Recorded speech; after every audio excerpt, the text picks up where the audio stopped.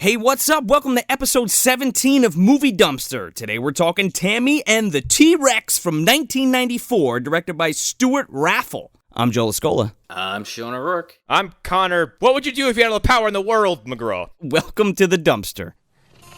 Michael, brain. Michael, brain. Michael's brain? You have Michael's brain?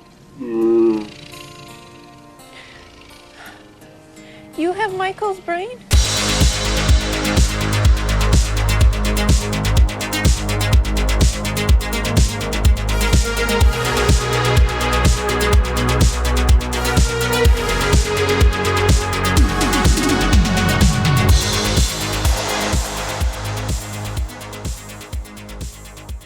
Well, here's our corn-appointed Tammy the T-Rex viewing that I'm sure that if we didn't get enough questions about, we're going to watch eventually anyway. Yeah, I mean, I wanted to do this anyway, and it's funny because Sean was like, hey, let's do this. I'm like, fuck yeah, let's do it. You know, it's just one of those movies you always, hear people shit on, but I've never actually seen it, so I was like, hey, perfect opportunity. First of all, how dare they? Because this movie is a treasure. This movie is a wonderful little gem. I say this a lot, but, this is one of the big movies I rented a lot when I was a kid. I mean, it was one of those films that when I was growing up, I rented a lot because, this came out in 1994. So it was I was 7? Here's my hope for this show that we do. I hope we watch every Paul Walker movie up until The Fast and the Furious. I don't want anything to do with Fast and the Furious. No, I don't want anything to do with Hollywood Paul Walker. I want to know all about B-movie Paul Walker. This movie kind of hits the best of both worlds. This is the fucking peanut butter cup of Movie Dumpster. This is Paul Walker meets Frankenstein. This is glorious. This is Paul Walker in his fucking tight-bodied prime here. He is a good-looking man. We get sexy Paul Walker doing his thing in this, and he's like, hey, man, I'm gonna fuck Denise Richards. You're not gonna fuck Denise Richards. He really, really, really wants to do that. I will say, both of the leads in this movie age beautifully, and I'm so mad we don't have Paul Walker anymore. I know, it's a shame, because, Tammy and the T-Rex, too. They find somebody who looks exactly like Paul Walker to transplant his brain into. I mean, honestly, just get his brother. Wait, is there really a second one, or are you just fucking around? No, I'm fucking around. I'm jumping the gun here, too. Yeah, I got a lot to say about that ending, but anyway. This movie opens up with the most buddiest of butt rock I've ever heard. This is literal farts and lyrics. The movie opens, it's they're in cheerleading practice, and they're all they're doing splits and shit, and this fucking Rumpelstiltskin-ass music is just playing over it. Feel the rumble. Feel the roar. Dance to the music of the dinosaur. That's exactly what I thought of. This was cheerleading practice? This looked like seductive dance. Hold on a second. We've skipped over the part where this movie just cuts into this. There's no introduction, It's not a cold opening, it's a forced opening. It's BAM! Well, you know what? There is an opening, actually. You're right, Joe, because it literally shows a scene that comes up later in the movie. It's the fucking title card, Tammy and the T-Rex, and Tammy on this fucking T-Rex in the background, walking across this sunrise. They pulled a fucking a clip from the trailer. And it's what the fuck? That's like showing the ending of your movie in your trailer, looking at you, Quarantine. Exactly. There's no, real beginning, and there's no real end to this movie either. And it's just bizarre. And the title sequences over this cheerleading practice aside, seductiveness aside for just a second, the titles over this whole sequence are blocking the faces of the talent. You can't see, and you don't know Denise Richards is there until maybe about a minute and a half. It is smack dab in the fucking middle of the screen and just covering everything. Distracting yellow text. So there's no real intro. It just kind of is here you go, here's the movie. And what a movie it is. So like Connor was saying, we have this this weird hip-hop cheerleader seductive dance that these girls are rehearsing in the gymnasium. It looks like they were auditioning for those videos that the pervs would watch on Friday the 13th. And this is also definitely a case of everyone's in high school, what they look like they're at the end of their college years. Oh yeah. Oh my god, everybody. First of all, what's the boy's name? Billy? His name is Billy Bad. Excuse me? I don't I lost my train of thought. Okay. I'm sorry. Let me recover from that. He looks like a 30-year-old man. Oh, I think he is a 30-year-old man. Oh, for God's sake. The only young bloods we really have in this movie are Denise Richards and Paul Walker himself, the patron saint of sexy men. So this workout session, sure, kind of goes and ends, and then fucking Paul Walker walks in and just sits in the bleachers, and then nobody in this movie can act. No, not at all.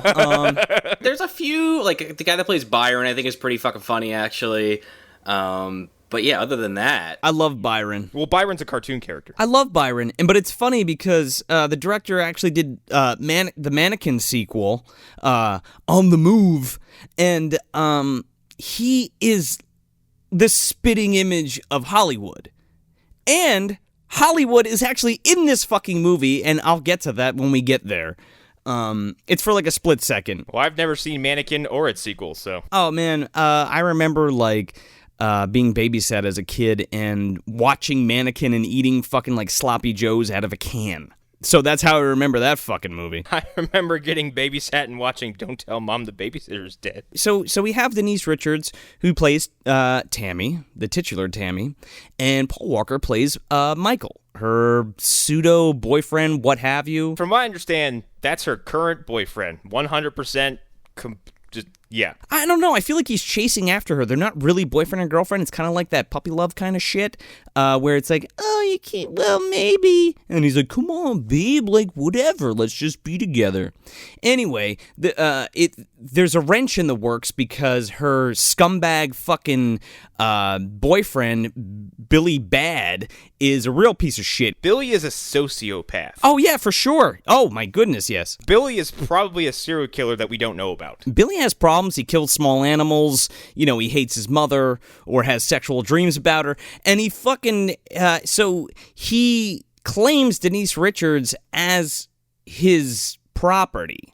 And Paul Walker's like, I'm not going to have any of that. I'm on the football team, and you're a cheerleader, and this is what's supposed to happen. You're not supposed to fuck the bad boy. You're supposed to have sex with me. Here's my defense of Paul Walker's character. Like, they go outside, and then he tries to give her a flower, and she's like, I can't accept this. He's like, why? And he's like, because my serial killer ex-boyfriend who has been in prison and I have a restraining order against may come and try to kill you. And he's like, well, okay, I'm not really going to back down from this psychopath. And that's where I agree with him wholeheartedly, because this fucking dude is a piece of shit and nobody should be caving to his demands. But maybe he should have, for his own good. Well, because in this universe, there's just a series of events that could only happen in this universe. And then Paul Walker eats a flower that he gives Denise Richards. Because he's crazy! Maybe he just really needed the vitamins. Maybe he really likes nectar. I mean, maybe he thought it was a honeysuckle. Like, Paul Walker's outside. All right, Paul Walker's Michael and Denise Richards is Tammy. So Tammy and Michael are outside, and Billy rolls up, and he's like, hey, man, get away from my girl, man. And Paul Walker's like, fuck you, buddy. And then they start fighting. Is it fighting, though? It's kind of like dancing. I mean, Billy drops the fucking old Macho Man elbow bottom on about 3 times. I was just about to say, this looked less fake than pro wrestling. It looked more fake than pro wrestling. I apologize. He people's elbows him like fucking 4 times and then fucking DDTs him. At one point, they have their arms locked like they do a collar elbow tie-up. And then they just start spinning. Oh, yeah, that's like square dancing. And then, like, throw each other. They just, like, first of all, like, as 2 actors, this must have sucked. Because they're just, like, grabbing each other by the body and just taking each other to the fucking ground. I'm like, this must have been a son of a bitch to film. There's just dirt everywhere, and they're just eating shit. Like, yeah, and then somebody made the bright decision to be like, okay, now they're gonna both grab each other's dicks. Yeah, I can't believe this fight. This fight ended with 2 people grabbing onto the other one's dicks. So so Michael and Billy are grabbing each other's dicks, and they're holding on for dear life, and the cops roll up. Who, Larry and fucking Mo? By the way, there hasn't been a single member of the school staff present yet, which probably it shatters the record of what's it called? Well, it shatters our preconceived notions of irresponsible adults who work at a school from Death Note. Oh yeah, for sure. Oh yeah, absolutely. And Deputy fucking George Flower rolls up, okay? I don't know if you guys are familiar with this cat, because usually you see him with a mustache. He's in They Live, and he's in Pumpkinhead. Whoa! Yeah. No, I didn't know that. I didn't know that. He rolls up and he's like, "Oh God, you fucking little bastard! This is a goddamn testicular standoff." Because they're holding each other's dicks, and these fucking cops are trying to break them up, and he's like, "All right, I'll count to 3. You both let go at the same time." Meanwhile, you got Byron on the fucking sidelines going, "Good move." If we haven't established already, Byron is a fiery, fast-talking, witty, snappy, gay black man. Here's the thing: it comes back to the Hollywood thing because that's exactly how that's portrayed in Mannequin. He reminds me of what is his name from Kimmy Schmidt? I can't remember his name, but it reminds me of that character. That show is fucking detestable. I'm sorry. It's fucking garbage. All right. I kind of enjoyed the first few episodes of the first season. I haven't watched it since though. So these they show up and they try to get them to unclamp his balls. And they do, and Paul Walker's like, I'm fine. I'm wearing a cup because I'm clearly in football practice clothes. Sure, but when he grabbed your dick before, why did you scream in pain? Yeah, why didn't you use that to your advantage? He's like fucking with him. Or you use it to your advantage and go, aha, cup, punch. Exactly. That's my point. Like, why didn't you just beat the fuck out of this guy? Come on, this is pro wrestling. That's what you're supposed to do. You're supposed to wave to the audience and go, and then you're gonna point to your dick and go, aha, I am smarter than the heel. I don't know, JR. He's got the cup on him, and he's gonna hit. Got a cup on. My God, his foot must be killing him. He was pulling his fucking cock out, but it's fine because he's gonna fucking DDT him. No, that didn't happen. That was only in an Al Snow match, and that was called the penis plex. It's a real thing. Well, the thing that gets me is Tammy warns him ahead of time, like, "Oh yeah, this guy's crazy. He's been in jail," and then he's just sitting there like fucking with the guy. Yo, Billy's a fucking psychopath. I mean, kudos to Paul Walker because he's like, "Fuck that! Like, I love you. I want to be with you. I'll beat the shit out of this fucking scumbag that's giving you trouble." And that's that's fun. It's not really a macho thing so much as like this shit's got to end. Yeah, and the rest of the movie spends a lot of time telling you that Billy is an absolute piece of shit. Yeah, he's a real fucking scum. He's a murderous piece of shit. We should add. So then we're introduced to, we go into the secret laboratory, which is just a warehouse. And then we're introduced to the fucking, the doctor from Friday 13th, Part 7, The New Blood. Oh, you mean Bernie Lomax? Terry Kiser himself, Bernie Lomax. Oh, Bernie. You're not listening to me, Tina. Gunther Walkstein. By the way, his German accent is like, it's... atrocious? It's the most fly-by-night accent I've ever seen. It just comes and goes as it pleases. I think so does the woman who plays Helga. Yeah, no, both of them. They'll slip in and out of German accents throughout the entire film. And it's not Waxstein, Joe. It's Wackenstein. So we're introduced to Terry Kiser's character and Helga. And then up in the booth is Bobby. And I don't know if you guys noticed it, but it's John Franklin. And if you don't know who that is, that's fucking Isaac from Children of the Corn. Holy shit! I thought he looked familiar, but I couldn't place it. He did look creepy, and I couldn't put my finger on it. Meanwhile, you have your fucking Welcome to Jurassic Park moment with the light coming in out of a fucking crack in a window. John Hammond shows up. He's like, "Welcome to my robotic T-Rex. Welcome to Tammy's T-Rex." I was waiting for the fucking lawyer to walk up with the shorts and just to hand this guy a fucking cease and desist. We'll shut you down, John.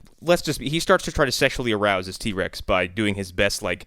Oh yeah, by the way, there's a T-Rex. There's a giant animatronic T-Rex this man has built. Animatronic T-Rex that's being controlled by Scary Guy up in the booth. And Dr. Wackenstein is sitting there just... He's fucking flinging his hands everywhere. He's doing spirit fingers to this T-Rex. He's stroking its chin. He's like, all of my creation. He's got a 6-foot chubby just staring at this animatronic T-Rex. To keep shouting commands at Bobby to make it do stuff. Well, then he has this big hulking dude that's like his bodyguard. I never called his name. He's like, give him the dumbbells. Carl, I believe. So he gives the dumbbells to this fucking... This T-Rex has long-ass arms, by the way. And then a very human hand in a T-Rex hand sock puppet grabs the dumbbell with one hand and throws it at fucking Carl. It's like these like T-Rex gloves that somebody has on. that you can see that someone's got the rest of their fingers folded up because you can see the knuckles. Yeah, but you could also see their arm in a lot of shots. Like, Yes. like it was supposed to be out of frame, but it's totally in frame. No, dude, for the first time ever, I think in my whole life, I actually caught a boom mic fall down later in the movie. Don't worry, I wrote that down. There's a couple of those. It almost took all Lomax out. So then he's like, oh, good, now show me its power. And they walk up and they, oh no, that's right. He says, show me its teeth. And they walk up and Carl just has a fucking branch or a piece of like fucking, it's like riverwood or some shit. It's just a piece of lumber. It's just like a big piece of driftwood. And he puts it in his mouth and he's like, all right, let me see the teeth. And then it chomps the fucking driftwood and breaks it in half. He's like, this is magnificent. This is the greatest thing I've ever done. Thank God I have this dragon's scepter to help me control it. Fuck. No, that really doesn't happen. So they're like, oh, this is great. Now I have to find someone to put... You know what? His German accent isn't even that good. It's not even present in this sequence. It's worse than my German accent. And I'm just fucking around. And we just do Uwe Boll. That's all we ever do. Yeah. Yeah, put the brain in the T-Rex. And that's not even the real Uwe Boll. We just... No, that's the real Uwe Boll, all right? That's what he sounds like. Put the T-Rex, put the brain in the T-Rex. I want to see it move. Yes. Put the brain in the T-Rex. I want to make some Jurassic Park movie. Look at his little arms. I love them. Fuck Steven Spielberg. He's shit. Well, Jurassic Park came out a fucking year before this movie, so they were clearly riding that train. They probably stole this off the fucking lot. It was probably a prototype or some shit. It's fucking Bruce, too. This is worse.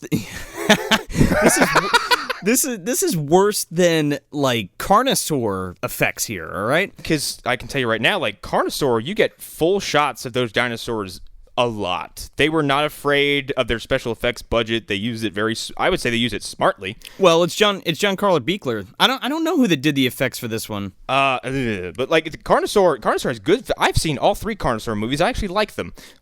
They're fun. Yeah, and this thing is first of all never not on some kind of lift. Like you can tell, Oh, yeah. it's always standing on some sort of rig that's covered up with like straw. Well, we couldn't make it 20 feet tall, so it put it on the straw. And it has what, like maybe 4 points of movement. That's it. Like Yeah, it's very non-articulate, and there's like weird stop motion kind of green screen or blue screen sequences where it walks around, but it's really shitty. So then we cut back to Tammy's house, and she's like, "Oh my God, I'm so sad because Michael got beat up." And Michael's like, "Oh, hey, what's up? I was just chilling on my bed." Michael's in his room on his bed, listening to what I have to think is some kind of Melissa Etheridge ripoff. Come to my T-Rex. And then he gets the phone call, and she's like, "I need you. I want you. I love you. Yeah, and I'm like, calm down. You're both like 17. And he can't get out of his fucking bed fast enough. He's there in a flash. He's like, oh shit, she's hot, she's ready, she's vulnerable, here I come. He literally jumps off his bed and like screams, woohoo! And he like grabs his coat and scampers out the door like a fucking Looney Tunes character. He was 2 seconds from jumping up, clicking his heels, and having a freeze frame. Hey, those crunch bars give you muscles, okay? Oh, that's right. Are we to assume that this is the canonical sequel to Monster in the Closet? This is what happened to the Professor's character? I think this is definitely what happened to the Professor's character. I mean, if we're also considering Frankenstein's Army as the sequel to Frankenstein Unbound, then anything is possible. Well, there it is. The movie dumpster cinematic universe. We've done it. Now let's just call Disney. Yeah, it's weird because it's like, all right, so you think the professor's going to go off to make like something wonderful, and he's going to go to graduate school, and he's going to do this. Nope. And then we're to assume that his parents were killed between the events of Monster in the Closet and this. Yeah. And then after this, well, we'll get to that. Well, after this, they clone him a new body, and he becomes an FBI agent. Well, he's been afraid of closets and xylophones ever since the event. Yeah. It scarred him for life. So yeah, that explains the FBI career. He had to go redeem himself. Exactly. It doesn't, but whatever. So he gets into his fucking truck and he drives with Denise. He has fast travel, by the way. He's there in 2 seconds. He gets there and screams out her window, and her parents are downstairs watching TV, and she's like, "Climb up the fucking, what is it, the trellis?" I was like, "Oh, this is playing out like every '90s teen sitcom I've ever seen, down to a T." So he gets up into the room, and she's just like, "Oh, thanks for coming over and being with me, and I love you, Mike." And he's like, "I love you too," or whatever, or something. She's like, We're gonna be together forever, right? "Here's this friendship bracelet I brought you." And she puts it on, and she's like, "Oh, great, now fuck me." So then fucking Billy and his fucking ragtag bunch of douchebags. Well, no, what happens is a series of events, like I said, that could only happen in this universe, because the odds of this are close to Bender being flicked back to Earth in Futurama by God himself. It's when he's just climbing up her window, and like fucking Billy's like his girlfriend and her friend are in some Jeep, just happen to be in the fucking neighborhood, and they're like, "Oh my God, that's so cool, let's call the cops." No, let's call Billy, because I'm sure he'll do something stupid. I forgot about that. That blonde chick, that's the proprietor of all this bullshit that's about to happen, she's only had she's had numerous roles, but the only other notable one is Leprechaun 2, if you even want to fucking call it notable. I also want to point out, at least at this point in the movie, how much of a wet blanket Tammy's father is. I was just getting to that. Yeah. As soon as they drive off, seemingly, like, they call Billy, and Billy also has fast travel. He didn't have any enemies nearby, so he'd get there right away. Well, I fucked up the time continuum, and they kind of spit them out in front of Tammy's house. I created a hole in space between Tammy's house and Billy's house. This is wonderful. He needed his fucking car to print out the directions for him. Here's the script for Tammy and the T-Rex, sir. I don't remember where it is. I've only fucked her there multiple times. So, yeah, Billy gets there with, like, a small army. He brings the fucking warriors with him. No, he definitely brought the gang that killed Cyrus. He didn't bring the warriors. This group of scumbags are totally rogues. The warriors did it! It's some of the warriors, it's some of the guys from fucking RoboCop, so they're all there. The fucking gang members from Short Circuit. Oh my God. So these fucking scumbags go up to Tammy's house, and they roll up, and there's like 3 or 4 cars. And Tammy's dad gets up, he's like, "Oh shit, it's Billy again." And her mother's like, "Oh, you better call the police." He's like, "Nah, fuck that, I'll deal with it myself." And I'm like, oh, Pops is about to grab a fucking shotgun or something. Yeah, as he puts his teacup down. They're on my lawn. And then he fucking goes to open this door, and Billy kicks the fucking door in. He is fucking flattened. He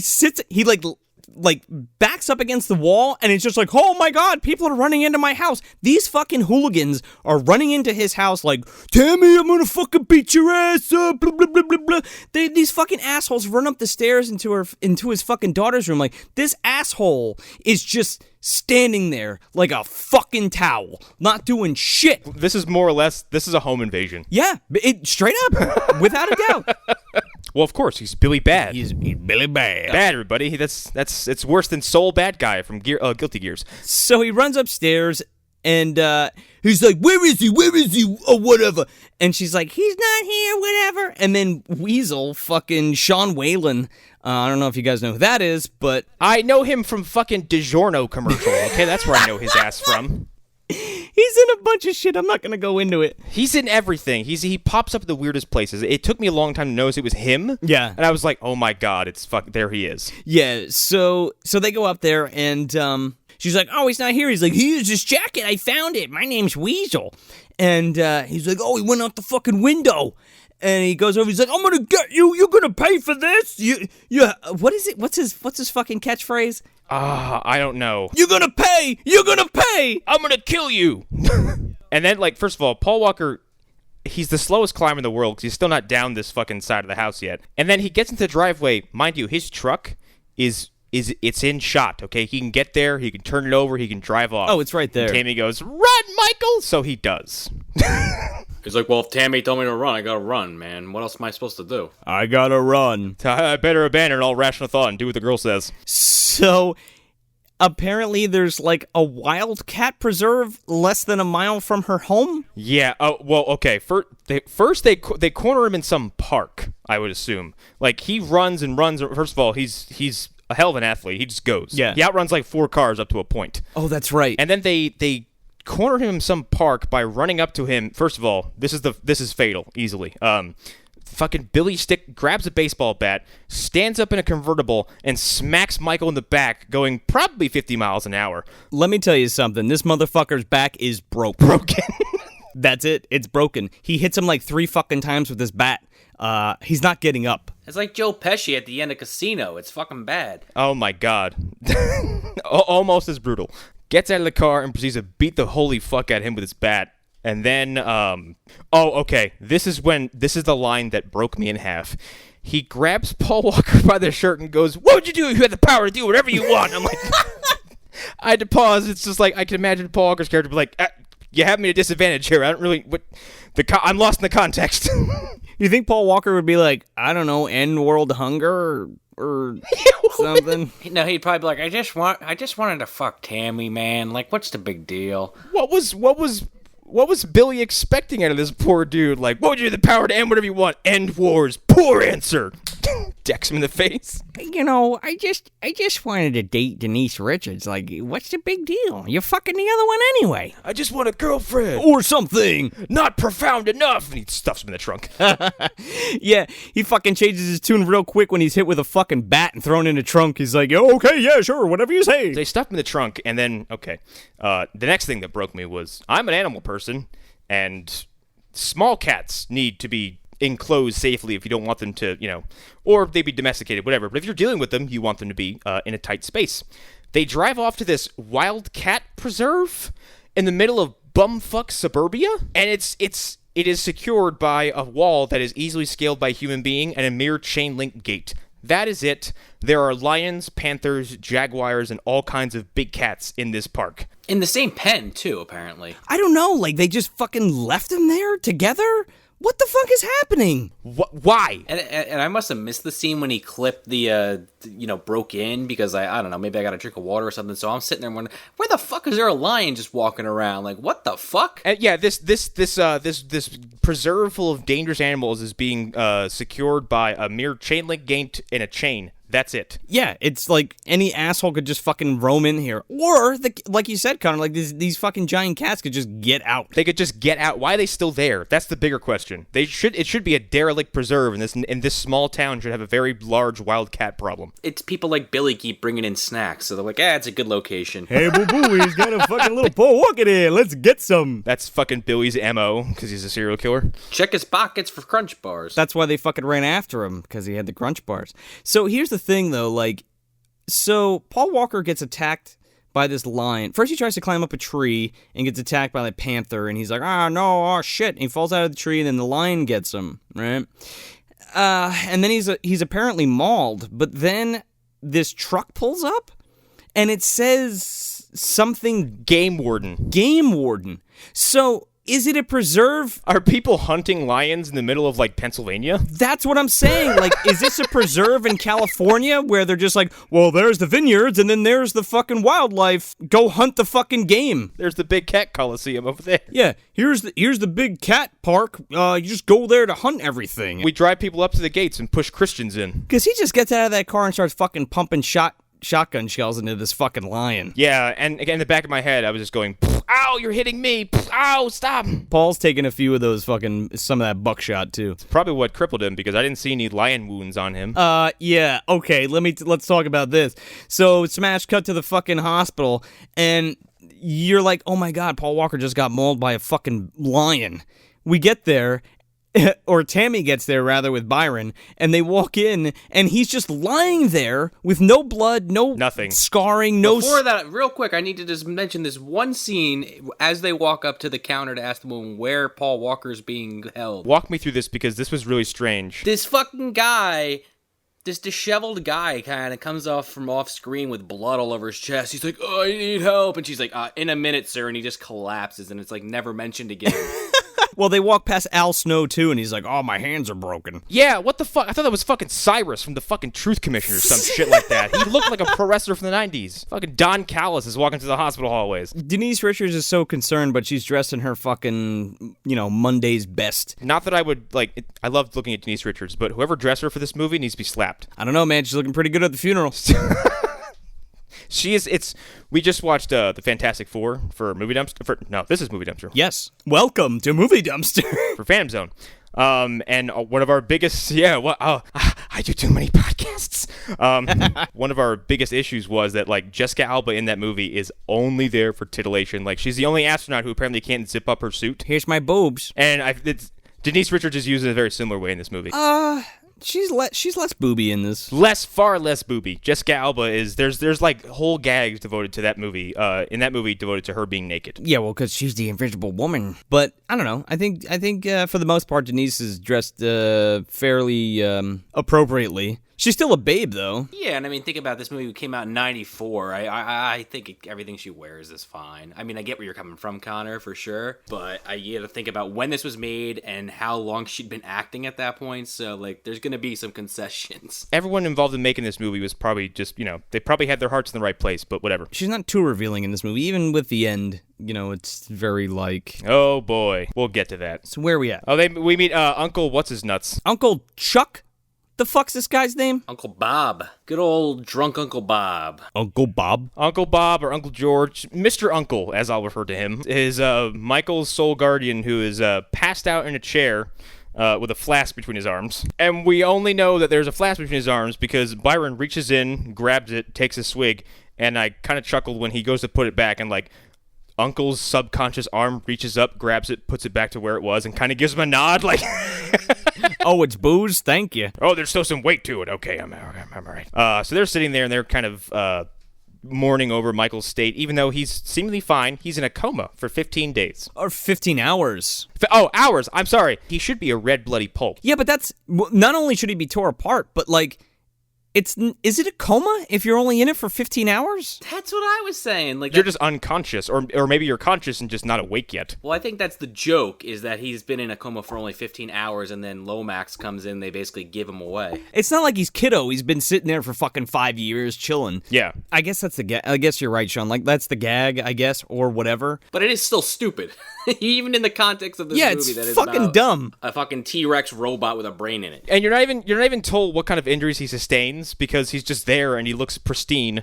And they say there's no brain or spinal injury, so you're like, then what the fuck is wrong with him? I don't know if it's just that's the way Paul Walker looks when he's laying down. I didn't go to his funeral, but he is smiling. I'm going to resist the urge to make a very terrible joke at his expense, so... But, like, he's laying down in this bed, and he's supposed to be just mauled by a fucking lion, and he's, like, totally pristine, like you said, and he's smiling. Well, in his defense, he's probably also only getting to listen to the ridiculousness that's happening around him, and probably can't hold back a smile. A few people in this movie can't hold back grins when there's something utterly ridiculous going on. I was watching it going, those people were perfectly forgiven for cracking a smile during all this, because this is all insane.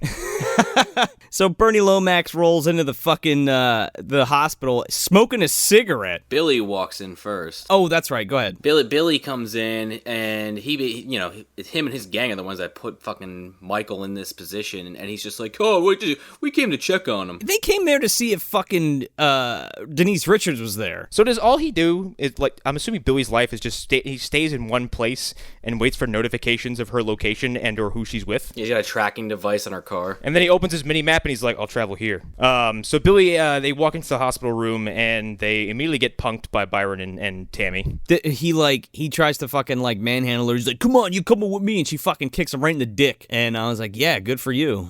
Finally, you stood up for yourself. Seriously. And then Byron's like, I will claw your fucking eyes out, buddy, so get out of here. So they split. And I believed him. I think Byron's my favorite character, easily. Probably. I liked him a lot. So they leave, and then as they're walking out, fucking Bernie Lomax comes into the hospital, smoking a fucking cigarette with his sidekick, Helga. See, I would say it's weird seeing people smoke indoors, but because of where I live, that weirdness is gone. Yeah, but it's 1994 inside a hospital. Oh, I know, but when you walk into a casino, you're like, Yeah, but they're not gambling. They're trying to save people's lives. But I also went through a time where it was like, no cigarettes inside anywhere anymore in New Jersey, and then I move out here, and it's like, what do you mean I can buy liquor at the grocery store and people are smoking inside buildings? Yeah, man. I remember smoking in fucking IHOP right on 37 there. Yep.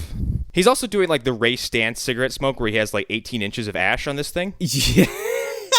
I don't think he ever really pulls off it. No, he doesn't. And it's basically just dangling out of his mouth. Bankman! Bankman! I saw it. Here, his German accent is on fucking peanut butter thick. Like, it's all over the place. Yeah, I guess this was like day one filming, and then like after he found out about it, he was like, yeah, fuck this. And then demands to know what does he ask for? Well, he tells Helga to check on him and make sure he's okay, because he's trying to convince Tammy and Byron that he's dead, or he's close to death. And she unplugs something to make it sound like his heart's fucking dying, and they believe him. Right, but right before that, there is this doctor this inn doctor who's apparently there, and I'm like, what the fuck is this shit? Like, who is this guy? And he's like, hey. And they know each other. They have history that we're not given. Yeah, exactly. He's like, hey, I found that patient for you. He's like, hey, thank you. That's great. Thank you. I'm going to go in there now. Yes. Tell me which room he's in. I'll go see him right away. Yes, I'm going to make shitty movie with Paul Walker. Where is he? Is he in this room? Oh, you mean he's comatose? I'll prop him up. I'm going to use his corpse in my movie. Oh, he would. So he goes in there and he gives his greetings to Tammy and everything. And he's like, we will do everything to save your boyfriend. Yes. And Helga, by the way, I don't know what the fuck is Helga wearing. Her boobs are hanging out in every shot. It's like a nurse's outfit, and then like she just has like lingerie underneath the fucking the nurse's out, the old timey nurse's outfit with her boobs out. But as Sean just said, her boobs were out in almost every shot in the film. She looks like a Barbarella reject. Well, I thought that's what they were going for, and they never really did. Okay, you ready to get your fucking mind blown? We are going to draw some parallels between this movie and Napoleon Dynamite. Excuse me? Oh, yeah, absolutely. Pizza. So this woman who her name is Helga in the movie, her name is Ellen Dubin. And in Napoleon Dynamite, she played Eileen, who is the mother of what's-her-face, Napoleon Dynamite's like girlfriend or what have you. Deborah, yeah. Okay, see, here's the thing. I gave Napoleon Dynamite like 30 minutes and then shut it off forever, and I've never finished that movie. It's worth watching at least once. It's fun. You know, that's like the OG kind of type of that humor. So it's okay. It's fine. It's a fine movie. It was not for me. But anyway, yeah, Helga. So she's a player in it, and there's somebody else in this film that we'll get to in a little while who is also in Napoleon Dynamite. But anyway, so Sean had said, Helga pulls the plug on the heart. No, okay, she doesn't pull the plug. She clamps something. Now, like, she puts a clamp on something, like a clothespin or like a pair of pliers on something. I don't know what it is. My first thought was like, did she just clamp his line? Because yeah, that'll kill him. Well, they didn't want to kill him. I felt like she like took the heart monitor and like plugged it into something else so it would just have like a dead line, and she was like, oh my god, he's dead. But yeah, she does this thing and it feigns the equipment into kind of giving the he's dying signal. And Dr. Wackenstein. I called him Wankenstein. I thought it was funnier. Rick Wakemanstein.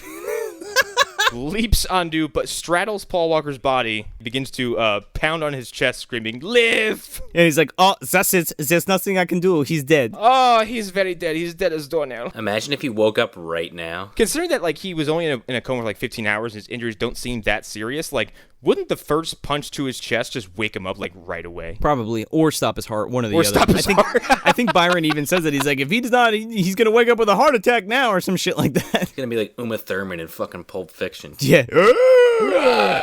A fucking felt pen.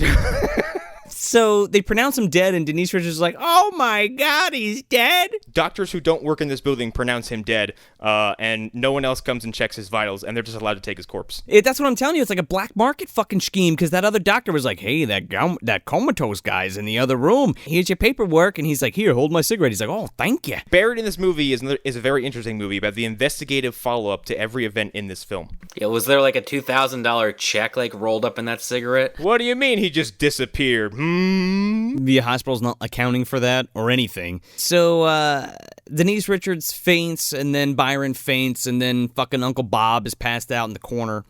And they take Paul Walker's body, and they roll him outside, and they're just about to put him into the car, and he like wakes up, and he looks at Terry Kiser and Helga, and he's like, oh, I had a dream I was in Kansas, and you were there, and he's like, oh, yeah, that's great. Yeah, this was at the point where I said that he just deserves to die. That was such a bad joke. Yeah, I was like, who the fuck wrote that in there? And then fucking creepy little Bobby fucking stabs him with like something for him to go to sleep. And he's like, oh, I feel great. I'm Paul Walker. Good night. Good night, Ollie. Good night, Stanny. And then just shoots back away because I'm almost positive that guy shot him with like some kind of stimulant. Animal tranquilizers? I don't sell sedatives. Tranquilizers, I do have. So then they stab him with the shit and he wakes up again and fucking Helga like punches him out. And she hits like a fighter. If they wanted his brain, it's mush now. Yeah, right? And I think Bobby even says that. He's like, you're gonna fucking fuck up his brain. This happens like, what, one or two more times? And he's like, you're gonna give him brain damage before we even get this thing out of there. I'm like, that's the smartest character in the movie. She beats the piss out of him. They literally have him laid out on the fucking table, like about to cut his head open, and he turns the power saw on, and it like wakes him up, and he's like, oh my god, what's happening to me? And then she just like knocks him out again. Terry Kiser's like trying to cut his head open with a fucking jigsaw. Even if you're a mad scientist, like, you would have like proper tools, not like woodworking fucking tools. A mad scientist would walk in and yell at him about his sterile field. Where are your gloves? What are you doing?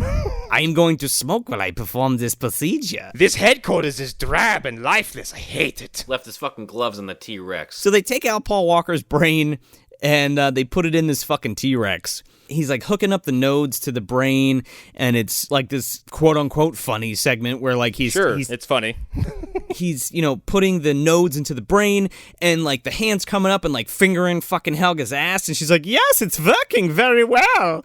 And then he's like, oh, but what about the motor functions? And he like puts it in his leg, and it kicks the fucking meathead guy. The most lumbering kick in the history of film. If this thing slowly reaches up and just kind of like shoves him with his big old foot. Fucking big boots him right into the wall. Yeah. And then like he's like, now your optics are online or whatever. And he's like, you can see, oh, this is great. And then tomorrow we will give him a lobotomy and then make him our slave or whatever we're trying to do here with this fucking thing. By the way, we're never told what his actual, like, what the larger intentions are. He just sticks a human being's brain in a T-Rex robot for seemingly shits and giggles. This is the most mad scientist thing I've ever heard of. What he alludes to later is like he wants to build automatons and then put people's brains in them so that people could live forever. Why the fuck would you build a fucking T-Rex as your prototype? This reads like a famous Spider-Man panel where Spider-Man's talking to Sauron, and he says, yeah, but with your abilities, you could cure cancer, you could stop illness. Why do you want to turn people into dinosaurs? He says, because I don't want to cure cancer. I want to turn people into dinosaurs. Because fuck you.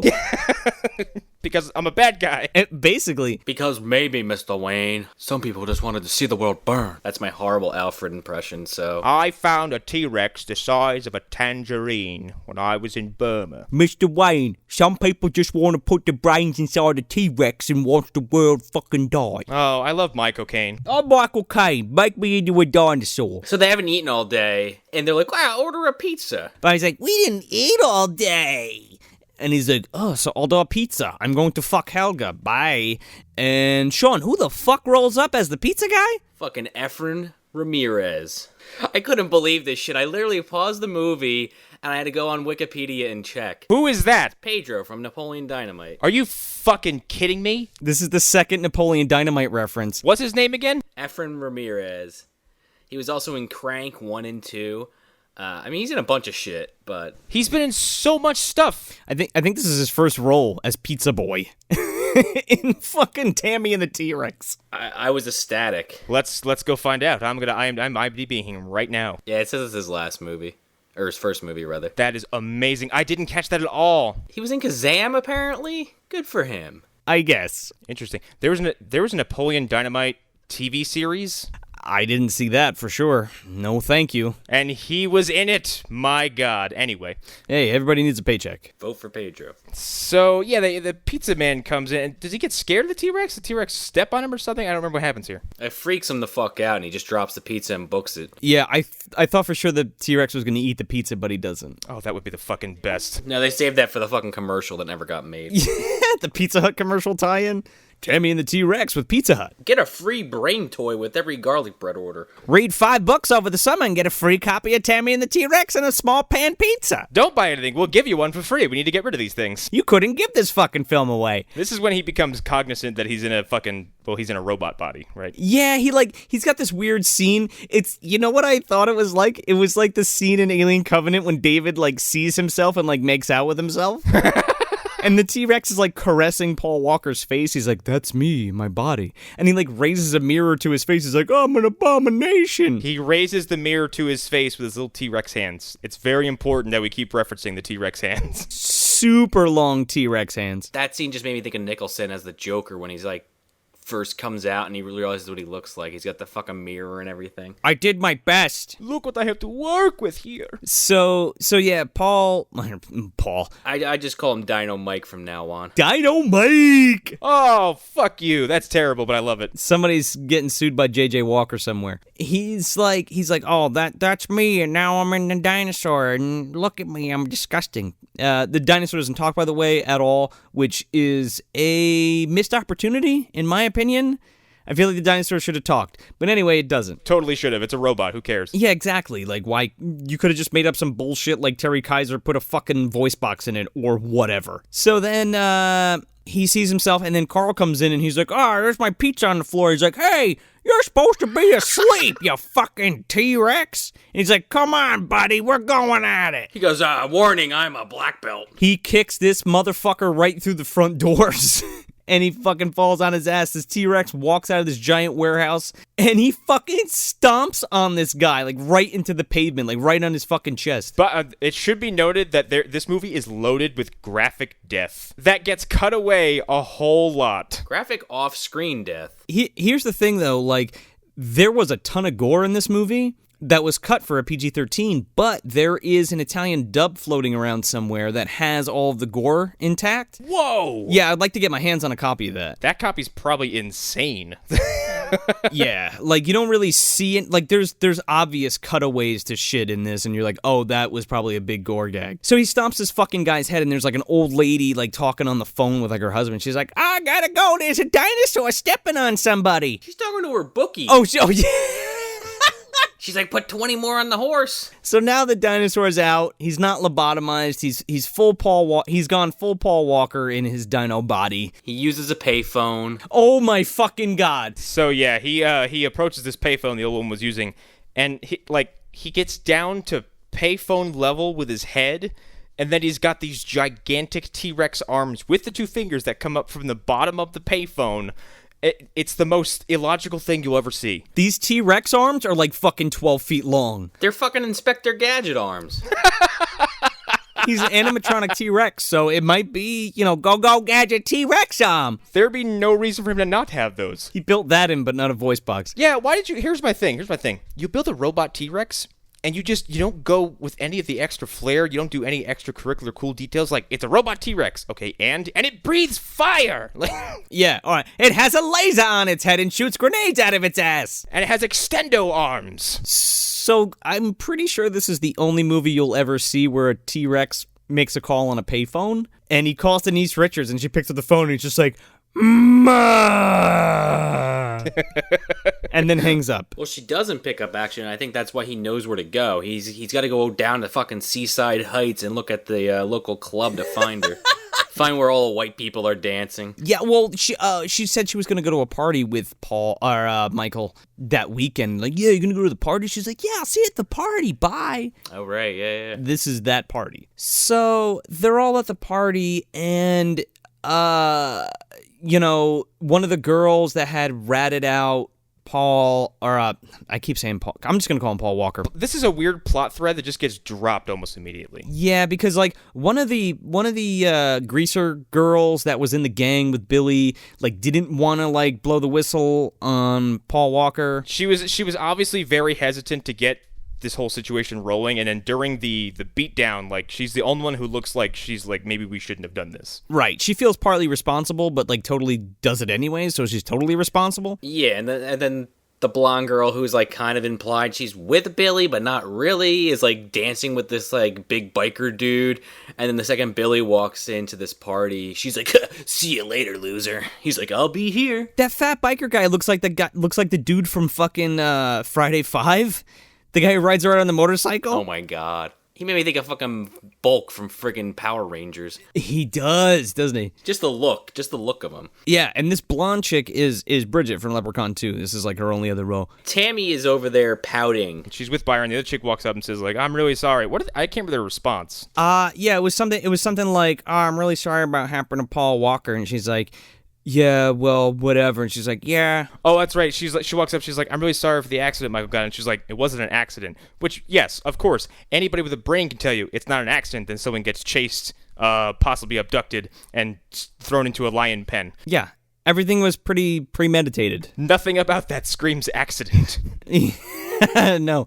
Paul Walker let himself into the big cat den and died. But I don't know what came over him. He just kept running and running. I said, stop. And then he just hopped the fence, and that was it. Not even. He grabbed the fucking bolt cutters and cut the fucking chain off and walked in there. He's crazy. He bit through it with his teeth. I saw him do it. These teenagers just remind me of, like, a less edgy version of, like, the bad teenagers from fucking Toxic Avenger. Like, they might not have run over his head with the car, but they might as well have. By the way, you make a dinosaur movie in 1994. Jurassic Park came out 2 years prior to this, and this movie looks so fucking bad. This movie looks atrocious. I just wanted to throw that in there, because goddamn. So, the T-Rex crashes this party. And we are skipping a few minutes. We're skipping a few minutes, but, like, nothing happens. It's just party shenanigans. No. Something absolutely happens. I need to talk about this. So Tammy's all pissed off. Billy shows up. The blonde goes with him. And, Byron goes up to get a drink from, I can only assume it's the proprietor of this party, Caveman Ken. Oh, that's right. He's gonna take care of you. Hey, I'm Caveman Ken. How you doing? Byron's like, okay, take care of me. And she's like, this guy was acting like he was trying to sell you on his personal business. Like, I feel like Caveman Ken is a real thing, and he probably had a real DJ company. He's like, look, I'll be in your movie if I can plug my own shit. Caveman Ken, coming to disc jockey at your birthday party or bar mitzvah. You gotta plug my business, man. So you have this little scene, and then the T-Rex, like you said, absolutely does crash the party. But first you have Billy tries to go off with the chick from Leprechaun 2 into his car, and Weasel, like, comes up behind him with, like, the third wheel, like, oh, what do you mean, man? I'm coming with you. You're my ride. And he's like, not now, asshole. I'm trying to fuck this chick. Get out of my face.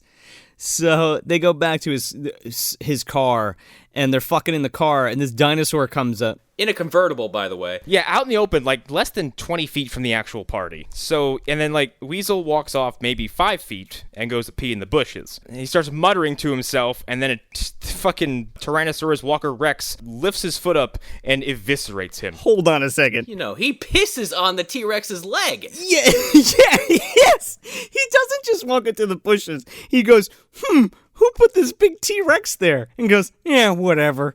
And then he pisses on the fucking T-Rex's foot. He takes everything below the rib cage to maybe the pelvis. Like, everything goes. This is, again, one of those scenes where I feel like, it was cut. Like, I feel like there was a bunch of bowel spilling out of this fucking guy. Oh, especially because you see the aftermath later on. He's gutted like a fish. And then after he eviscerates this poor teenager, Paul Walker Saurus Rex goes, fuck him. He killed Paul Walker. Paul Walker's just trying to get some revenge, man. Well, obviously, yes. He's like, how many times will I be in a T-Rex bite the rest of my life? Yeah. I mean, I'd eat people. For sure. So he sees Billy Does he see her? Does he hear them? I think it's a little bit of both. He follows them, like, because he's watching them walk away prior to the piss on his foot. You get this fucking soundbite from Billy when the blonde sees the T-Rex above them. She starts screaming, and he goes, "I'm good, right?" This fucking T-Rex comes down, grabs this fucking lady's leg, and just pulls her right out of the fucking car. Starts munching on it. It's implied later on that he rips her leg off, but you don't see it. I was actually wondering what happened to her, and I had to have it explained to me by a character about 5 minutes later. Yeah, well, there's a lot of scenes where, like, the dinosaur will bite somebody or go for a body part, and then you just see his face, and there's, like, a little bit of blood and, like, some kind of meat. So it's like, okay, there was definitely a scene missing there. So Billy fucking, like, runs back to the party screaming like a maniac, like, there's a fucking monster out there. He ate her. We gotta call the police. There's a dinosaur. People are like, shut the fuck. And everyone was like, get out of here. What are you, like, 35? This is a kid's party. Yeah. Dude, who invited your uncle, man? Who invited your uncle? What is he doing here, and why is he screaming about T-Rexes? That's all right, man. He's just on coke. So he freaks out. The dinosaur, the T-Rex comes in, and everybody fucking flips shit. And the dinosaur is able to pick out the posse that Billy has and, stomps the fuck out of two guys. Is this before or after he totally 100% decapitates Billy? No, I'm sorry, that's after. He totally eats fucking Billy's head off. Cause he runs into a tent and he's like, you gotta get out of here, there's a dinosaur. And then you just see this big fucking mouth grab him by the head and pull him off screen. It's a pretty good shot, actually. See, there's much to be desired here, because I totally wanted to see these bullies just get fucking eviscerated, and I'm kind of deprived of it. So yeah, it's still pretty cool, but it's short lived. It's just in this party sequence. I mean, you get to see a T-Rex stick his fucking foot out and trip a bunch of people. It is kind of like the violence in Unbound, where it's very pedestrian the whole film, and then all of a sudden people are getting their hearts ripped out. But you see it in that movie, in that case. Yeah, you don't see it in this movie. So yeah, like Sean said, he fucking sticks his foot out like a goddamn slapstick gag, and 4 people go flying, and one of them happens to be Byron. And the other 2 are parts of Billy's gang, and he fucking stomps these dudes out. This is one of the funniest scenes in the fucking movie, by the way. Oh my god, the way this looks is so fucking good. Again, with the T-Rex extendo arms, picks up Byron. Brushes his fucking shoulders off. Dusts his shoulders off and gives him a quick, friendly pat on the shoulders, like a little, good job, buddy, and then just walks off. The motions and the expression in the hands are so human. Fucking Earl Sinclair, motherfucker.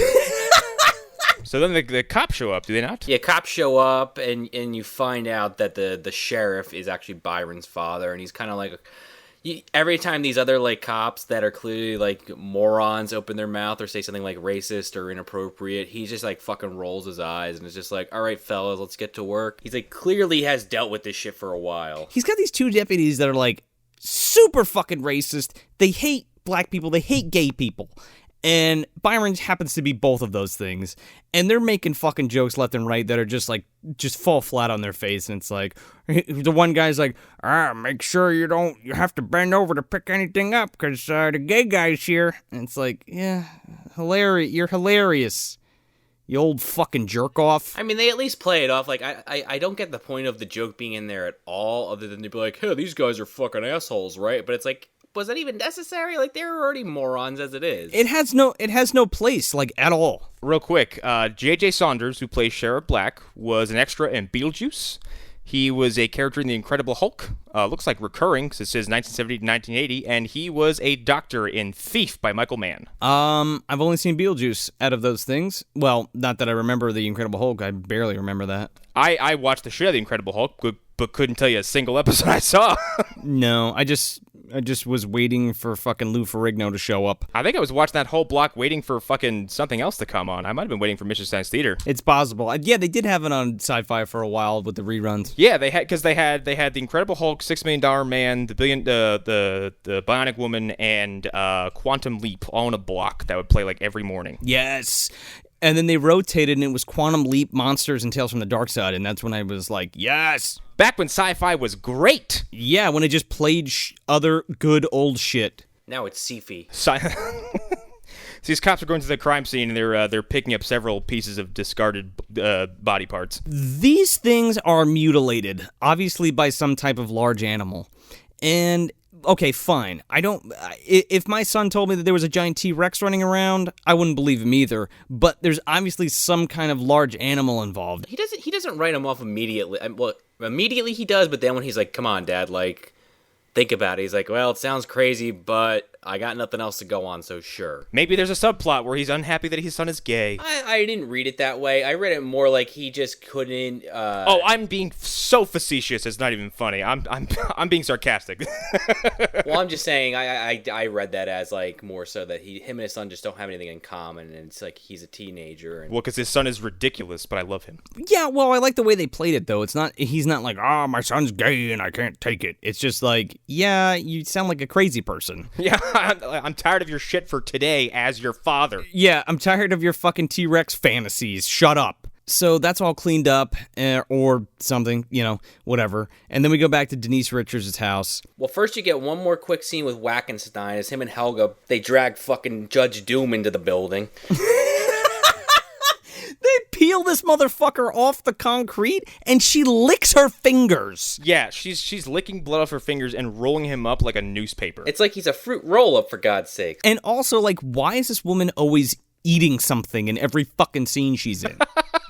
I didn't notice that. Yeah, man, she's licking her fingers here. They're in the car a little later at the morgue, and she's eating, like, chicken nuggets or some shit. She's the Downey Jr. of this movie. She just hides snacks everywhere. Yeah, what the fuck? So by the way, they're rolling up Carl, is who they're rolling up. He is, yes. who is now very, very dead, flattened as a big, giant piece of red goo. Yeah, he was stomped out right before the payphone call. Yeah, and that's who they're rolling up like a paper. Presumably to dispose of him somehow. I imagine they're just going to toss him in the dumpster with how much care they're putting into getting his body off the ground. Yeah, well, he even says, like, can we use his body for parts? Yeah, right next to the Hug-a-Bunch. What happens? Oh, yeah, this is where we're at Tammy's house, aren't we? Yeah, we're at Tammy's house, and Tammy's just getting out of the shower, and the T-Rex comes to the window. This is like a King Kong fucking moment if I ever saw one. It really is, though. Here, oh, God, this is such a weird scene, because now I'm thinking about it, and, like, she screams, okay? The dinosaur's outside the window and she screams. And then Dad, the wet towel downstairs, is like, wait a second, turn off that blender. I think I heard I thought I heard our daughter scream. And she's like, what is it?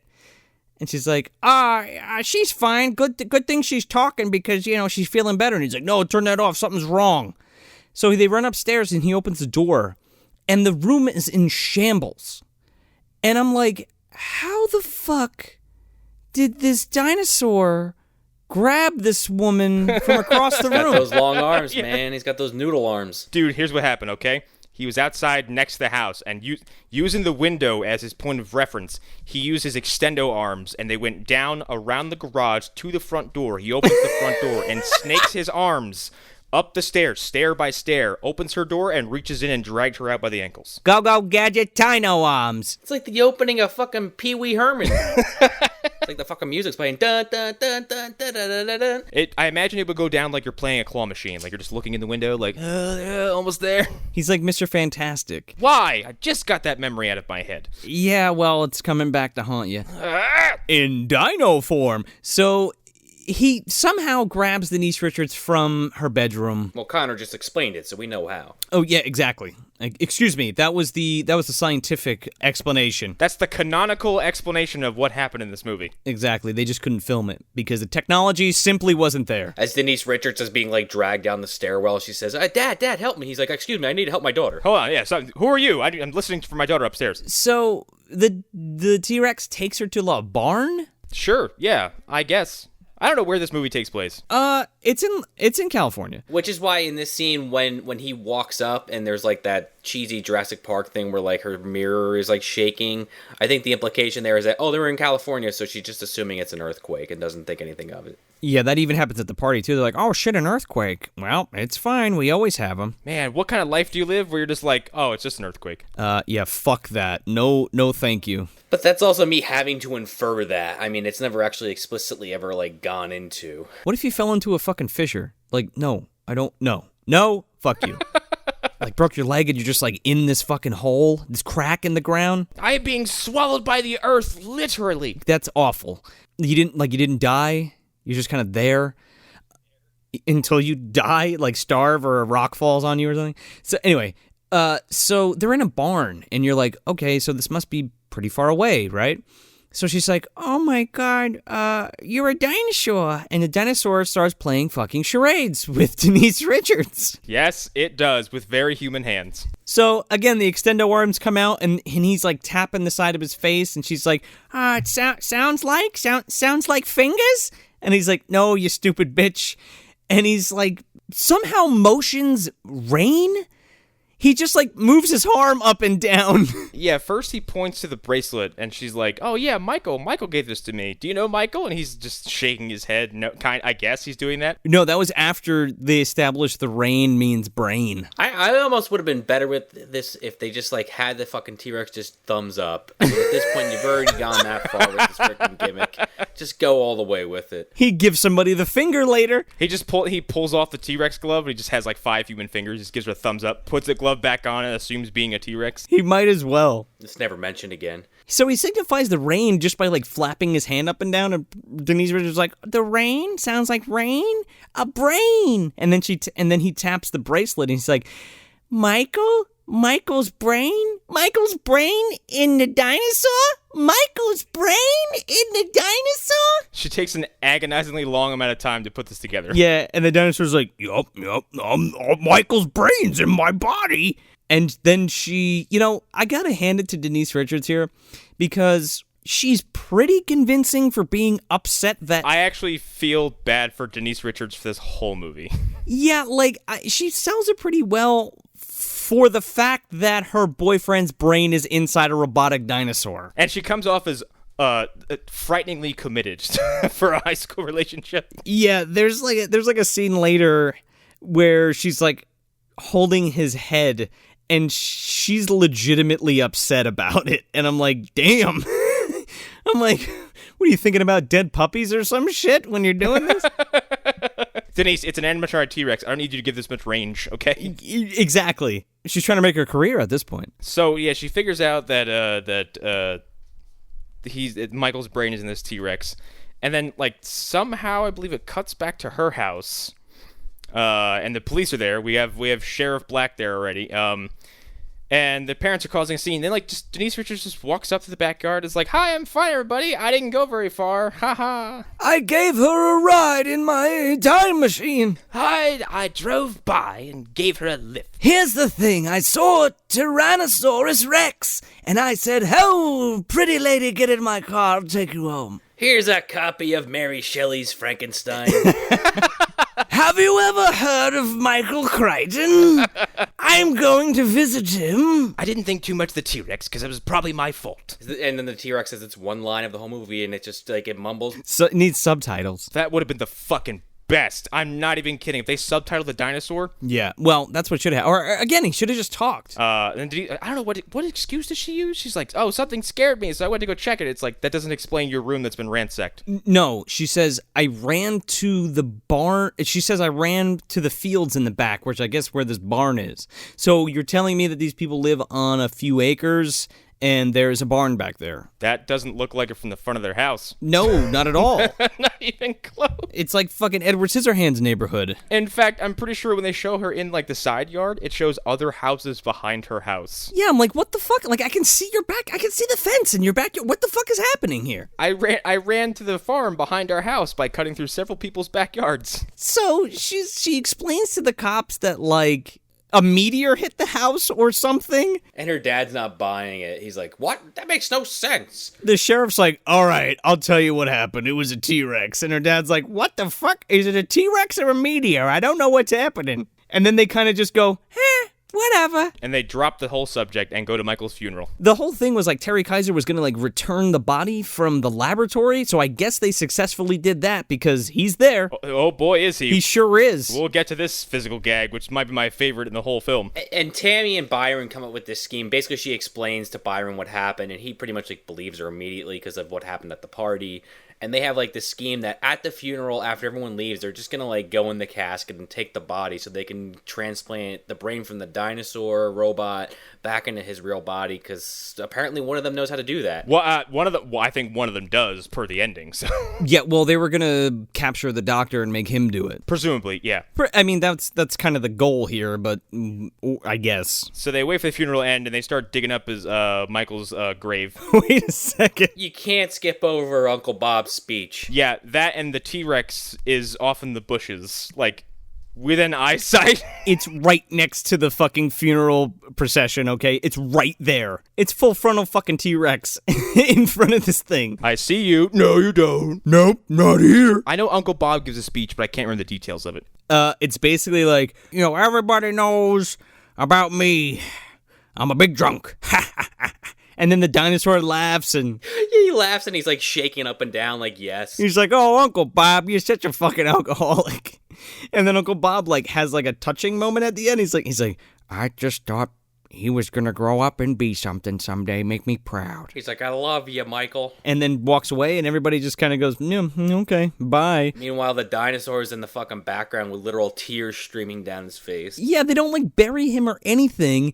And then Denise Richards and Byron like jump into his grave. Yeah, literally. They don't even need to dig him up because the fucking casket's not even covered yet. Yeah, it's not. Yeah, that's right. They don't dig him up because he's not buried yet. Is like the crew just waiting on the side for like Denise Richards and Byron to leave? They're like, dude, we got to get this done. Like, what the fuck are you doing over there, people? What is this crazy woman doing? I know firsthand that you always wait until everybody's gone and then you finish burying the casket. They were probably like, fuck, let's go get some coffee. This woman's never leaving. So they whip open this fucking coffin.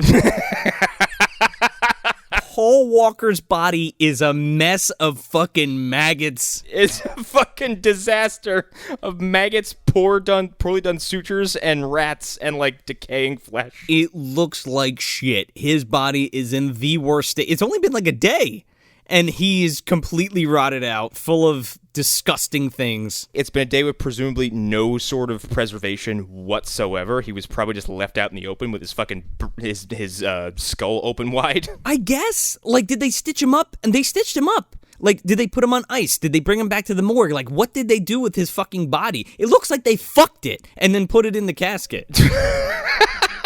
Maybe that was their kinky sex from the night before. Oh my god, yeah, they're always doing that kind of shit throughout, aren't they? It looks like they backed a steamroller over him and then just put him back together. And then Denise Richards freaks out. There's rats on her dress, and she's like, all right, well, we need a new body. I mean, it's a nice dress. You don't want to ruin it. Byron's like, oh, get this man some bug spray. So they go to the morgue. Well, they go to the morgue because Wackenstein shows up, and they get in this little tussle, and Byron basically, like, back body drops Helge into the fucking grave. Wackenstein grabs Tammy and he's like, I'm gonna kill her unless you come with me back to my lab. And she fucking kicks him in the dick and throws him in the grave. And then, like Sean said, Byron fucking just like pulls this woman over and she fucking like kicks her into the fucking grave. Yeah, they tie them up, don't they? Yeah. They tie him up and they put him in the truck and they're like, you're gonna help us put Paul's brain back in his body or another body. So where do they go to get another body? McDonald's. McDonald's, because we're going to put it in the fucking alien body of Mac. By the way, same director here, folks. Mac and me and Tammy and the fucking T-Rex. Oh, I didn't know that. So they go to the morgue and then they got this fucking T-Rex in like a pickup truck, moving van with some kind of big giant like 18-wheeler fucking trailer looking thing. It's not even. It's like a U-Haul with the top cut off. Do you guys think that was literally just the top of the fucking dinosaur, just like, strapped to the back of this truck? Absolutely. It was just the head. Like, it was just there. And then some asshole with his fucking hand with, like, the T-Rex glove on was there. So they're trying to pick a body for Michael, but they can't really decide on one. And then Denise Richards is like, well, it's his body. Why doesn't he just select one? Byron finds one and they both agree is attractive, but the dick is too small. Is it too small or too big? Because Denise Richards is like, oh my god. I think it was implied that it was too small. And Byron's just like, yeah, it looks good to me, man. Well, that's what I'm saying. Even though I'm going to get fucked by a T-Rex. They start dragging bodies to the window for Michael to give a T-Rex thumbs up or thumbs down to. Where is anyone that works here? That's what I'd like to know. Yeah, where are the employees? And Denise Richards is screaming the whole time like, what do you think, Paul? Is this the body you want? What about this body? There's just a guy out front on the phone like, there's some crazy people in my morgue. Also, they have a T-Rex in a truck. They have a T-Rex. Yeah, but like there's also like this weird like kind of like Benny Hill kind of music playing. It's like they pull the woman up this window and she is noticeably grinning. Well, this is the scene where they show Hollywood from Mannequin. Really? Oh, that's him? Oh my god. Yeah, for like 2 seconds, and I was like, oh, there he is. He's like, oh, I don't like women, and she's like, well, I don't like women, and he's like, well, let's just show him anyway. And the fucking T-Rex is like contemplating it. He like scratches his head. Because he's looking at a naked woman. She's like, oh man, this is like a first time for everything. And he's like, no, I'm good. Meanwhile, they're like manhandling these fucking corpses. Are they putting them back on the stretchers, or are they just dropping them at their feet? Fuck no, they're putting them right on the ground. The fucking speed at which they're getting these bodies, there's no way they put them back in the slabs. They totally dump them in a pile. There's just a pile in front of the window. It's like the end of a Hitman level. It's just all the bodies piled into the one spot. This whole city is going to have lots of questions when this series of events is over, okay? So then the cops roll up, and Walkenstein and Helga like jump out of the car. They're still all tied up, and they run up to the cops. And Denise Richards and Byron run out to the car, and the cops get out, and they're like, "What the fuck's going on here?" And they take the tape off of Walkenstein's mouth, and he's like, "These people are crazy. They tied us up, and they took my dinosaur." And then a boom mic fell into the shot. No joke. Like, I went back and rewound it because it was so fucking glaring. Like, I was like, tell me that not just fall like a foot and a half into frame. Well, it almost knocked Wackenstein's fucking eyeball out. Yeah, it dips all the way in, and you get a look at it, and it comes right back out. There's also another one, like when we first meet Uncle Bob, there's like a shadow of it right next to his head on the wall in the hospital. But anyway. I find that stuff to be so fucking charming. So then Byron and Denise Richards, like, steal the truck. They got the T-Rex in it. They're driving away. The cops leave Walkenstein and Helga there. And there's like this shitty joke where he's like, "Choose my robes." And she like goes down on him, and she's like, "I can't wait." And yeah, hearty fucking har. And then long, pregnant pause on his face. Blowjob jokes, everybody. Remember that scene in Goodfellas? So then Byron and Denise Richards are driving this truck. Do they fucking drive this to a local orchard? Like, where the fuck did they go? I thought they went to the barn that they were at before, and I'm like, it wasn't that far, and I thought it was in the backyard. Nope. It's apparently got a nice jungle of apple trees or some shit. It's totally like a vineyard or an orchard, you're right. So they're driving. They drive into the woods for whatever reason to lose the cops, I think. And they crash the fucking truck, and it like explodes and like falls over, and the dinosaur is covered in branches, just standing there like a static puppet. Because it is. Well, that you know, they had to get it off the truck somehow and like not interrupt like the flow of the movie, you know, whatever flow there was. Well, they couldn't show that thing doing anything but standing. So then the cops are showing up, and Byron's like, "I'll go cause a distraction," and his idea of a distraction is to just go out there and tell them what's going on. Yeah, like, I mean, I get what he was going for. He's, like, just trying to stop his dad. But, like, his dad's just like, enough of this horse shit. Just arrest him. I'm going after him. So they go to... They're, like, they're, like, holding up in, like, a barn or some shit. See, this is a weird jump cut, because it's like, lock up my son, blah, blah, blah, blah, blah. Yeah, he has Byron arrested or whatever, cuffed and put in the car. And then... The titular Tammy and the T-Rex scene happens here, where she's riding this motherfucking T-Rex down the road in like the most horrid stop-start fucking forced perspective you've ever seen. And then like one scene of it is Denise Richards sitting on a puppet being towed by a car, and the other is this shitty fucking stop motion shit going on. And then there's another crude joke, and it's like, she looks like she's a really good rider. Yeah, he's like, she rides real good. And then, like, the dinosaur gives him the fucking finger. And then fade to black. And then fade up. And now we're on, like, a dirt road. And you see this guy cycling down, like, some kind of fucking, like, cyclist. You know, like, professional, you know, like, the guys who go out with like, the helmets and the fucking... He's got the whole outfit on. And he's cycling down this fucking country road. There's, like, a cop car tailing him. And... At first, I was like, what is happening? Like, who is this, and why are we doing this? And then it turns out it's Byron. He goes to this fucking barn and, like, rolls up, and Well, it's the same barn from before, which is... You find out shortly thereafter. Which is like, what the fuck? Like, shouldn't it be right behind her fucking house? Like, what is happening? Well, and he goes to them. You know, Tammy's like, "Oh, you weren't followed." Where he's like, "I made sure I wasn't followed at all." And the guy's like, literally on the hill with binoculars, like, "Yeah, there he is, right there. Let's call back up." Yeah, he's like, "I wasn't followed. I rode my bike here cross country. Here's some sandwiches. You hungry?" And they're feeding the T-Rex, and she's like, "Oh, this is great. Everything's fantastic." Yeah, feeding the T-Rex, who's a fucking robot. Yet people continuously forget that he's a robot throughout this movie. It's going to come up soon, and then we're going to have a little discussion about that real quick. Here it comes. So Then Denise Richards is like, oh, is anybody talking about us? And Byron's like, you ran away with a fucking robotic T-Rex. Like, of course everybody's talking about it.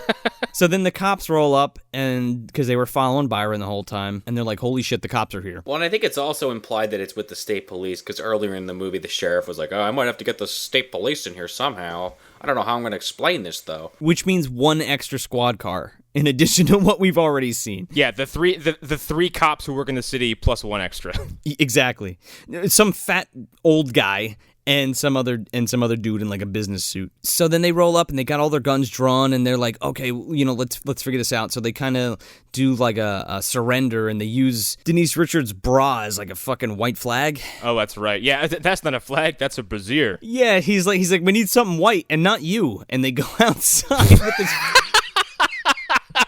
I missed that joke. So they go outside and they're like, we're not here to surrender, we're here to negotiate. And his dad's like, shut the fuck up and get over here. He's like, arrest him. So they grab them both, and then the T-Rex comes out, and the T-Rex is like, no, stop it, don't do that. And they're about to shoot him, and they're like, no, don't shoot him. Right then, fucking Walkenstein fucking rolls up with Helga, and he's got this big-ass fucking tranquilizer gun. It looks like a fucking LMG, for God's sakes. No, he has the gun that fucking Pete Postlewaite from The Lost World has, okay? He is ready to kill a T-Rex. You mean if you accidentally shot yourself in the foot, you'd be dead before you even know you had an accident? He basically somehow convinces the sheriff that, oh, this will only take 30 seconds to a minute, and, it'll be over. And, like, Byron and Tammy are just like, no, really, you're really going to let this asshole do this? Like, we already told you this is our friend Michael. Like, I know it sounds crazy, but, like, don't you believe us? And he's like, it'll only take a minute?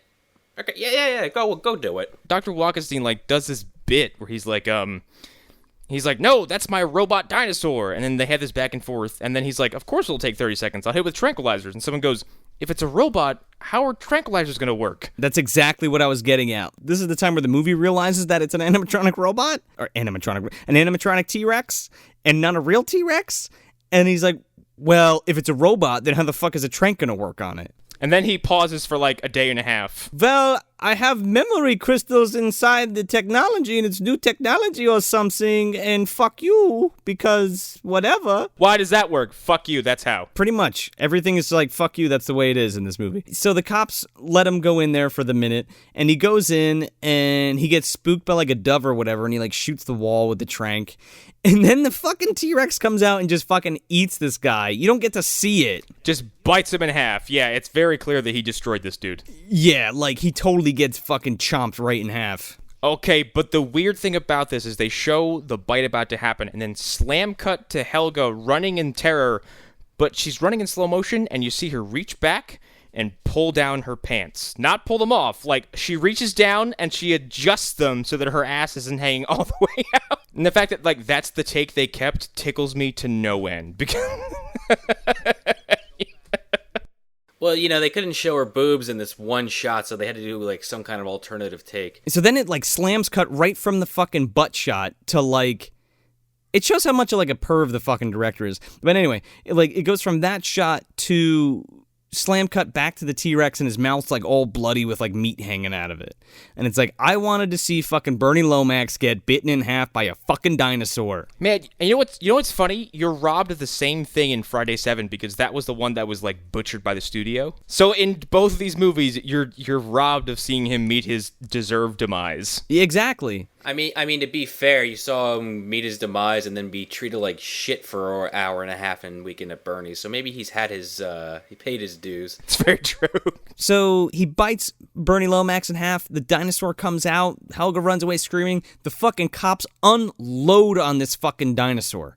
And apparently that hurts it for whatever reason. I thought he was an animatronic. Like, what? Why? I mean, you put enough bullets in this thing, I guess it's just gonna break eventually. But it falls over in pain, for Christ's sake. And he's like, brrr. And Denise, this is the scene I was talking about where Denise Richards runs up and, like, holds his head and is just so sincere. She's given, like, 1,000% to this fucking animatronic T-Rex head. I mean, as far as she knows, her love of her life boyfriend is now deader than he was before, and he's died twice now, essentially. It's just so ridiculous. A lot of shit to deal with. It's acted so straight, though, with the rest of the movie. It just comes off as not out of place, but very noticeable. And then we just cut. And that's it. We just cut. We cut to the exterior of Tammy's house, and she's like skipping indoors, seemingly super excited about something. There's no fast forward a year or 5 years or 2 weeks or 2 months. None of that shit. We're just right in front of her house. It's probably 15 hours. Another 15 hours. She comes jogging up to the house. No, she pulls up to the house in like a car. She's got like a bottle of whiskey in her hand or something. And she kisses her mom. She kisses her dad. And her mom makes a comment like, oh, why is she so happy? There's all this crazy shit just happened. Her dad's like, whatever, as long as she's happy. He's like, I'm kind of more weirded out with what they're doing to that guy. Yeah, like they're cool with this, what we're about to talk about. Yeah, he's not okay with it, but it's still happening in his house. Yeah, fuck him. This guy's like, I don't like it, but okay, do whatever you want. It's fine. He got his fucking ass handed to him by that fucking other douchebag boyfriend. Well, at this point, his confidence is probably shattered. He probably wants to just be a complete master of inaction the rest of his life. Fuck this guy. I mean, he was already halfway there. Yeah, now he's full committed. Yeah, but like it's just detestable, like the fact that he couldn't defend his daughter or didn't, at all. But anyway, so Denise Richards goes upstairs into her bedroom. And she's pulling out this bottle of whiskey, and you're like, what the fuck, man? She's gonna like get drunk by herself? Like, what's happening now? She turned into Uncle Bob, is what happened. So it turns out that I don't know how the fuck did she I'm gonna describe it, and then we're gonna talk about how the fuck she devised this thing, okay? It's a it's like a high 8 camcorder rigged to this plastic petri dish with Paul Walker's fucking brain in it, hooked up to all these nodes and shit so he could see her via the camera. It looks like something out of a Creepy Crawlers commercial, okay? It looks like... You know what I just realized, though? What it probably is? Now that I'm re-picturing it in my head, it's literally the setup that fucking Lomax had at his lab. Yeah, but our thing is, like, how the fuck did she figure out how to do this if Walkenstein is dead? Here's the secret info that you guys aren't aware of. Byron was actually a fucking neurosurgeon. You know what? Fine. Sure. He's part of the 21 Jump Street program. He's got shit to do. He's on the case. I'll take it. Hey, look, he's one of John Hurt's contemporaries, okay? Let's just say that. Well, I came back and I showed her how to hook the brain up. He's a very talented brain surgeon. He brought back Raul Julia and he hooked it up for her. Raul Julia's like, you son of a bitch, you couldn't just leave me dead. Look at this monstrosity, damn you. A device that takes moving pictures. This is amazing, damn you. Here's a brain in a petri dish. The best part about this scene, though, is like you're saying, I thought Denise Richards was going to be like Uncle Bob, but honestly, like Paul Walker's Uncle Bob, she literally pours an entire fucking shot glass of whiskey on his fucking brain. Which, by the way, is basically just one big giant mucous membrane at this point. Like, have you ever absorbed alcohol through your skin? You're not supposed to. She just pours like a double on this motherfucker's brain, and he's like, oh, that's the good stuff. I like it. Hit me again, he says. I'm surprised it didn't just outright kill him. And there's actually a pretty funny joke there where when he does say hit me again, she's like, well, actually, your doctor said maybe that's not a good idea. Who's his doctor? What the fuck are we talking about? What are we talking about? Helga? Is she the fucking doctor? No, okay, here's the thing. His doctor is 150% the 1994 descendant of Dr. Frankenstein, okay? Might as well go all in. Dr. Wack. Oh, I get it. Wackenstein. Yeah. He's Wackenstein because he's whack, bro. The Franken universe is building. Oh, fucking shoot me in the fucking mouth. He can also speak now, by the way, through some form of speaker. Well, he speaks through the fucking camera, I'm pretty sure. Well, I think it's also implied that she plugs her computer speakers into the brain.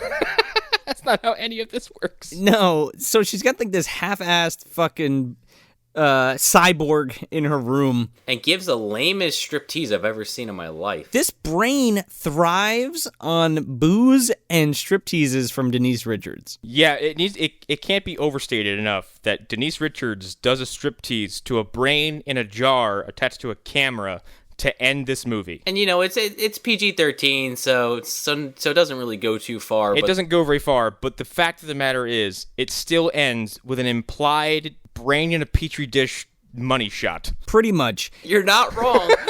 Denise Richards is stripping quote unquote stripping. She's just kind of dancing badly in front of this camera.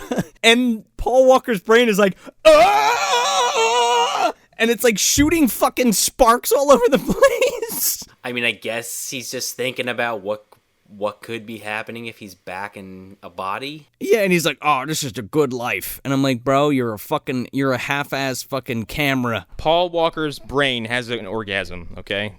He looks like a dime store version of the thing from Virus. I mean, what happens when they go on vacation and she forgets to water him for a week? Does he just fucking die? And then this movie ends as abruptly as it begins, and we just slam cut to fucking credits. And that's the movie. And boy, what a movie it was. Now I'm just thinking about what his fucking brain could be put into. Like, would it be in the Abominable Snowman? Tammy and the Bigfoot. Scoop Mac's brain out and just stick his in there? They could literally do anything with his brain, and the only thing they decided to do was put it in a fucking dish. Like, okay. Well, she does imply that there were some, some hikers, or ice hikers that went missing, or that died, like, something like, skiers that went missing, so they're gonna look for their bodies. So actually, you know what the real, Tammy and the T-Rex part 2 would be? It would literally be her playing the role of, like, the Igor character trying to, like, dig through these fucking tombs to find the right body and be like, the penis is a little too big or a little too small, or I don't like his pecs, or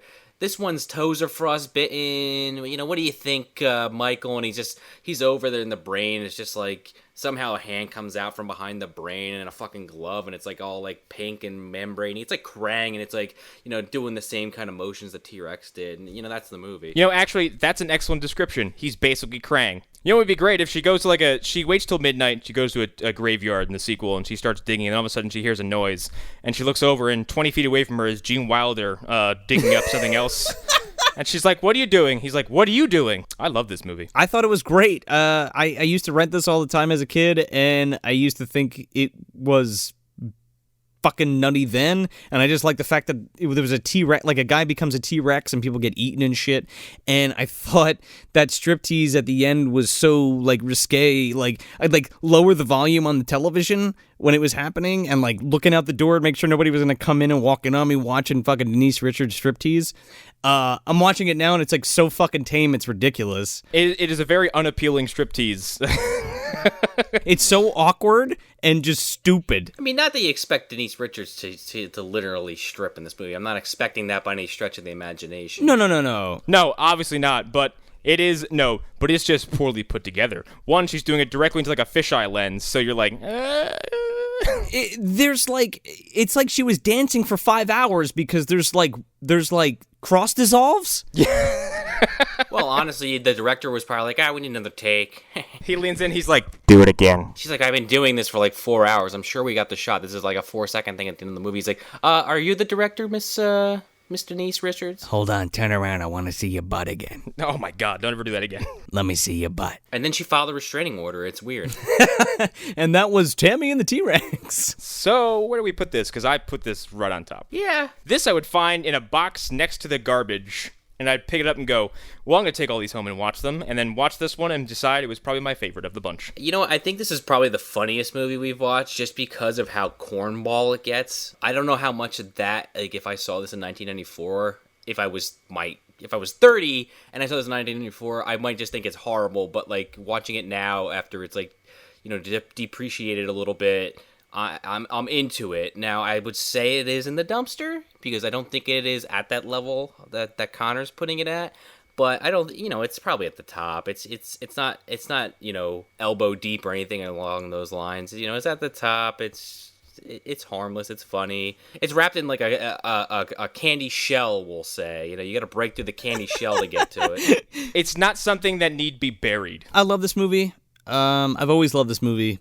It's just, it is the epitome of pure early 90s trash. Like, it's garbage. It is a movie dumpster movie of movie dumpster movies. It gets a fucking medal in that case. This probably gets our coveted seal of approval, should we have one. I mean, we've watched our fair share of absolutely horrible movies and pretty good movies, and this is definitely in the pretty good category. This is the kind of bad movie I live for, though. This is the good shit. Like, if I, like, suffering through a Death Note or a fucking House of the Dead is just fucking I love how like contemporary bad movies are just the fucking miserable, the most miserable experiences. I don't know why. I do know why, but we already covered that. But this movie is like the movie that is like that kind of lost gem that you want to find that you never heard of. I'm always looking for a film that I haven't seen that's kind of like this. Maybe not as shitty as this. Right. And I'm not saying that in a bad way, but this is definitely to the forefront a comedy, and it does its job. I think it's great. I mean, that would be maybe the one negative thing I would say about it, besides just the crappy effects budget that they had, is just that it is a comedy, but they never really settle on what kind of comedy they're going for. It's a comedy that has more jokes fucking crash and burn than land. But then you're too distracted by the premise, so you don't care. It's a movie where Paul Walker's fucking brain is put into an animatronic T-Rex. Need I say more? You don't have to sell the movie any harder than that. That's it. And honestly, Denise Richards and Bernie Lomax just make it even better, and Byron is just the fucking cherry on top. For sure. So before we close, I do have something I want to say, not related to this, but it is related to our subject at hand, because we did lose somebody in this community today. Today we lost Bruce J. Mitchell, who played Zap Rousdower in The Final Sacrifice on Mystery Science Theater. I was kind of saving this as a little surprise at the end because I wasn't sure if anybody knew on the show at the time of this recording anyway. I don't know if I'd be into shitty movies the way I am if it weren't for Mystery Science Theater. And The Final Sacrifice is probably the episode I have watched the most out of the entire 10-year run of that show. 11 year now because it's back. But Zap Rousdower has been the subject of endless hours of comedy in my life, and he died of heart failure at 73 years old today. Damn. Well, it was a long life, though. R.I.P. Rousdower. Yes, we will miss you, Rousdower. Go to that fucking bar in the clouds. Yeah, hang out with Paul Walker inside his fucking T-Rex. Yeah, oh my god, they're in the same club now. Yeah, they totally are. What were you in, The Final Sacrifice? You're that guy from Fast and Furious. You're that guy from that T-Rex movie, right? Aw, man. Damn it. God damn it. I was in $1 billion franchise. Nobody cares. Eat a Crunch Bar, you fuck. Like, you think people fuck with him in the afterlife? Like, hey, Paul, you hungry? People are probably just like, he keeps talking about this Crunch Bar, and no one knows what the fuck he's talking about.